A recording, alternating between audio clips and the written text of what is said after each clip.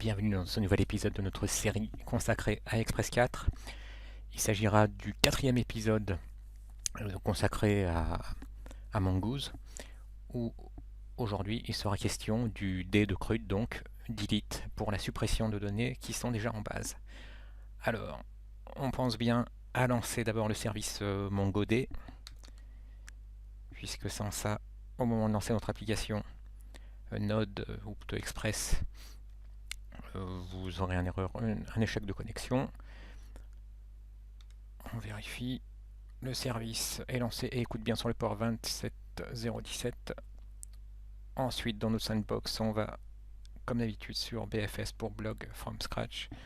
CTRL majuscule, clic droit pour ouvrir une commande, une console donc, directement dans le chemin qui nous intéresse. On lance notre serveur.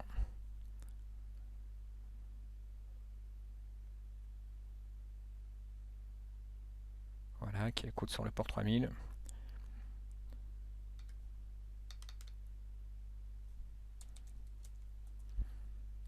Simplement pour nous assurer qu'on a bien accès à MongoDB. Effectivement, on voit bien nos posts. Alors, vous avez vu la dernière fois qu'on avait généré donc ces liens, un par poste, alors un pour modifier, ça on l'avait implémenté lors du dernier épisode, du précédent épisode consacré à l'update. Et là maintenant, on a supprimé. Alors si vous regardez en bas à gauche de l'écran, vous voyez qu'on a déjà créé, si on peut dire, une URL dont le chemin est localhost port 3000 slash delete-post slash un ID. Et vous voyez, si je descends sur chaque lien supprimé, on voit bien que l'ID change, donc c'est bien l'ID propre à chacun des postes. Donc il ne nous reste plus qu'à implémenter quoi donc la route qui correspond à un paramètre get sur delete-post slash un ID. Donc on va le faire de ce pas. Donc si vous vous souvenez, dans le serveur JS, on a vu que nous faisions un require donc sur un fichier que nous avons créé nous-mêmes. Ça se reconnaît au fait qu'il y a un chemin local indiqué qui pointe vers route index.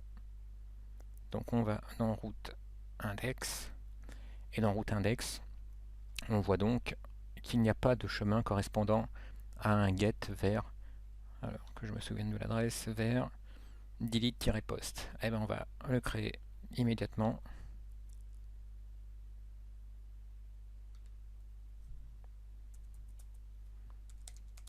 Donc on a dit qu'on voulait faire un get sur le chemin delete-post suivi d'un ID. Ce qui veut dire qu'il faut qu'on récupère cet ID, ce qu'on va faire dans notre callback. Notre callback, comme toujours, a accès à la requête et la réponse. Donc vous allez voir, ça va ressembler pas mal à ce que vous avez au-dessus comme chemin, donc il y a edit-post. Donc il faut d'abord qu'on récupère l'ID. Et là, comme c'est un ID qui est présent dans notre paramètre d'URL, donc ce sera rec.params.id. Avec ça, on a l'ID. Et bien maintenant, donc, il nous faut une méthode Mongoose qui est capable de supprimer un blog, un de nos blog posts, pardon. Et bien, comme c'était le cas pour l'édition, lorsqu'on veut faire un delete, en fait, on a simplement besoin d'une méthode statique, donc on n'a pas besoin de créer une instance de modèle. Donc, on appelle directement notre modèle blog post, sur lequel on va appeler la méthode findById and remove. Là, c'est pareil, elle a le mérite d'être claire. Donc, elle a besoin d'un ID. L'ID, on l'a récupéré sur la ligne d'avant. Ensuite, on a besoin d'un callback qui, lui, simplement aura un seul argument, c'est une erreur, si une erreur se produisait. Voilà, on fait comme toujours, si on a une erreur, on se contente de faire un throw de cette erreur. Si on n'a pas eu d'erreur, c'est que la suppression a bien eu lieu. Et à ce moment-là, on va simplement rediriger vers la page où se trouvent tous les posts pour pouvoir constater que notre blog post a bien été supprimé. Donc c'est la page All Blog Posts sur laquelle on retourne.